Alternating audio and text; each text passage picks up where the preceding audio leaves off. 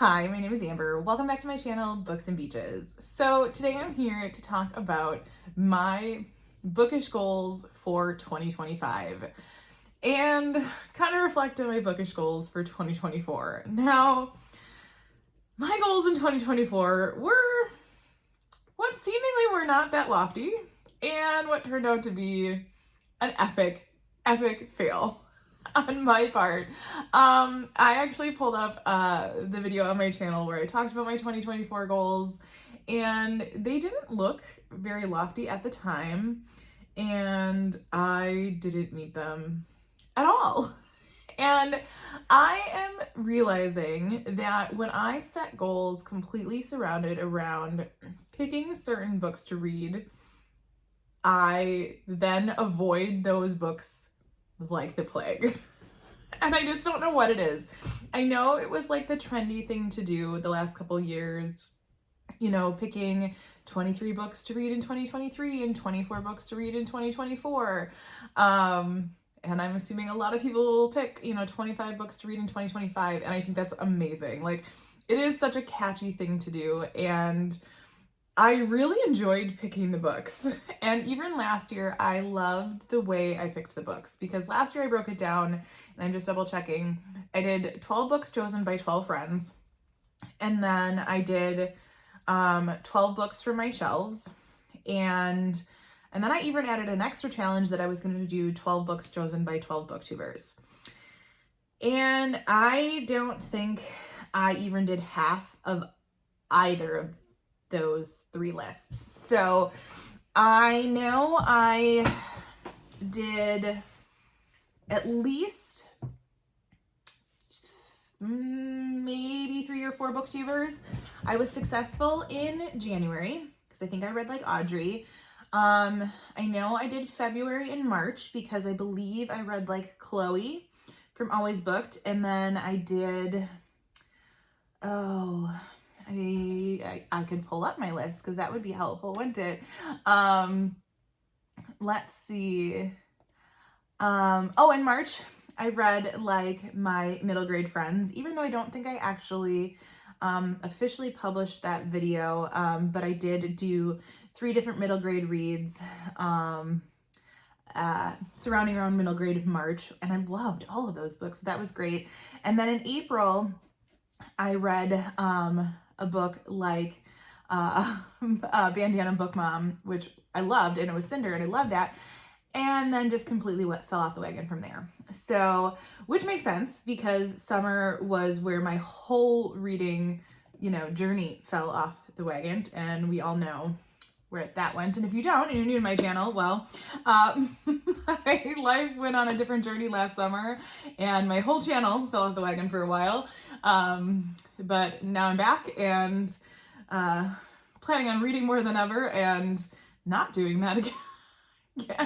You live, you learn, you break some hearts or your own heart, and you come back. But anyways, so as I look at these, I realized that there were so many books on those lists that I didn't read. And so I think for 2025, I don't necessarily want to set a list of books for goals that I want to read. Rather, I want to set goals for myself that will help me continue to be the mood reader that I know that I am, and maybe eventually pick up some of those books. Like, there's a bin of these books that I pulled off my shelves for last year, and then just continue to enjoy the books that I either get that are new or new to me, or just finally read a whole bunch of them that are on these shelves. So here are the goals that I have set for myself. I've kind of been influenced on what I've heard other people doing for 2025, / just other things that I've kind of set for myself already. And yeah, so these are what I see myself hopefully sticking with for the year 2025. So the first one being, I hope to keep some sort of weekly video posting schedule. What that will be exactly, I'm not sure. I don't want to set myself in for certain days of the week. And I don't want to set myself locked in for a certain number of postings a week, but I want to continually, consistently post at least a video a week. So I know that so many of the booktubers that I watch consistently post on the same day or the same couple of days. And I am so happy that works for them. I think eventually it should work for me. I want it to work for me, but sometimes my weeks just don't work like that. I got myself into a really good rhythm posting every other day during my Bookmas experience. But then my gym journey fell off to the wayside. So I have to find something that works for me, and I hopefully will find that rhythm this year. So just sticking to some sort of weekly posting schedule is my first goal. After that, I want to come up with a way to keep up on my NetGalley. So obviously, I think most of you know what NetGalley is, the ability to get ARCs or advanced reader copies of books. Anybody can sign up for this. You don't have to be an influencer, or someone that has a channel or content. But I want to make sure that I am actually talking about the books ahead of when they come out. And I think Sarah at Sarah's Nightstand also has this goal. And so talking about them, maybe the month before they come out or a few weeks before they come out versus, after they have already come out. Because that's the whole point, is letting people know about the book before it comes out. And I do some of that in my new releases videos, but if I have the book already, I want to be able to read it ahead of time versus, falling behind. And I think that will also then keep me ahead of schedule on actually updating those on NetGalley, because right now I'm very, very behind. So that's a little bit of a NetGalley goal to get those, updated this year. Speaking of keeping things updated, I love to keep a spreadsheet. I use the spreadsheet created by Hardback Hoarder. I'm fingers crossed she's going to do another one. She usually sells it on Etsy for a couple dollars of the one that she creates, and that's how I keep my reading spreadsheet every year. Not only do I, keep things updated on Goodreads, I like to keep that there. And this year, once again, this summer, I fell way behind. And so I want to make sure I keep that reading spreadsheet updated, because it just helps give me, more information and more data on what I'm reading. And I really like data. I really like spreadsheets. You can ask anybody that's ever planned anything with me. I love a good spreadsheet.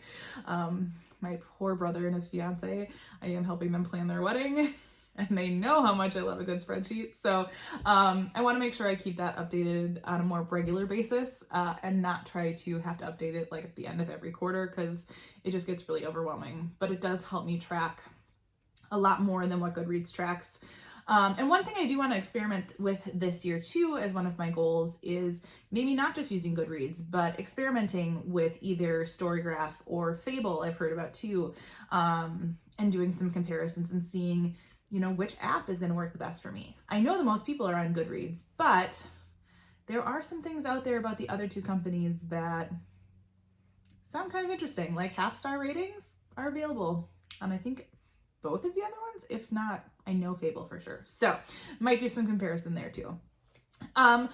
As you know from the one video I created, I'll make sure I link it below, I really am looking into creating some sort of readathon, whether that's a week long or a month long, whatever it is. I want to create something that, gets people involved. And so not quite sure what it is yet.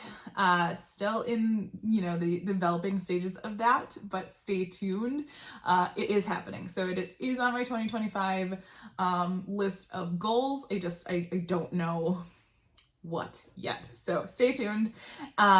Along with that, in that same video, I talked about creating a TBR jar. I am hoping to go out and find something for that tonight, so that I can go through all of those comments on that video and start, I'm thinking about handwriting all of those, because actually, now that they're sitting here, a wonderful coworker of mine, Christy, got me these amazing pens for Christmas, and so I might play around with those and get some strips of paper and create that TBR jar if I can find something fun to put it in.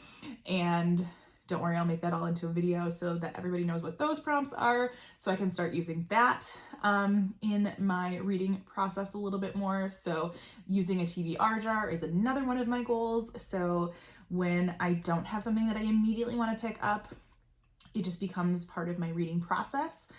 So that'll be another goal. And then last, but certainly not least, I just want to start participating more around the booktube community, especially participating in other people's readathons and being a more active participant. Excuse me. I participate like passively, I guess, where I'll print out people's, like bingo cards, or, I think it was Spookopoly. Like I printed out the game board, but I don't like actively participate in some of, the not the readathons, like the lives that go on, or, now I can't think of what they're called. I love doing them. Not just the lives, but the, like the reading, the reading. You guys know what I'm talking about. You're probably sitting here screaming at me, knowing what they are. But when you all read together, one person's live. Sprints, there we go, words, they finally came. So having sprints together, and just being more active with other people's channels, whether or not that's joining their Patreon or whatever it'll be, or joining someone's book club, I think. Just being a more active participant in other people's booktube communities, commenting on videos, etc. So I passively participate all the time, and I watch a ton of booktube, but I want to be more of an active participant too. So those are all of my goals for 2025. Let me know what some of your bookish goals for 2025 are. I would love to hear them. Feel free to put them in the comments below. As always, if you like this video, feel free to like and subscribe, and I will see you next time.